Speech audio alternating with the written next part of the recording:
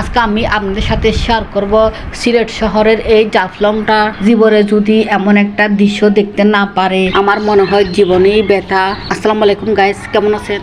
আজকে আমি চলে আসছি জাফলংয়ে। আর এই সিলেটের জাফলংটা এত সুন্দর, একদম বলার অপেক্ষা রাখে না। আর জীবনে এত টাকা দিয়ে কি হবে যদি না এই মনোমুগ্ধকর দৃশ্যগুলা দেখতে না পারে। আজকে আমি আপনাদের সাথে শেয়ার করব এই সাদা পাথরের দেশের মুগ্ধকর সবই দৃশ্যগুলা। আসলে জীবন অনেক সুন্দর যদি সবকিছু মানিয়ে নেওয়া যায়। এদিকে আমরা চলে আসছি জাফলংয়ের এই পাথরগুলাতে।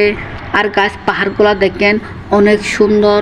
আর গাছ এটা হচ্ছে বাংলাদেশের একদম শেষ সীমানায় আমরা এখন আছি। এগুলা ভাবতে একদম অবাক লাগতেছে, ওইদিকে ভারত আর এদিকে হচ্ছে বাংলাদেশ।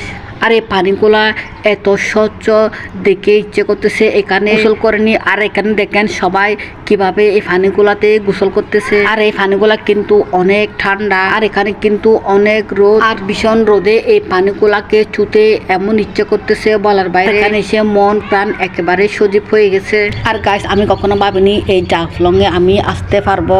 এখানে এসে নিজেকে অনেক ধন্য মনে হচ্ছে। আর গাইস, ব্রিজের ওইদিকে কিন্তু ভারত।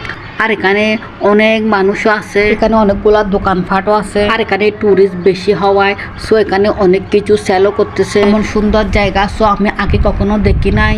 লোড থেকে আমাদের এখানে আসতে অনেক কষ্ট হয়েছিল।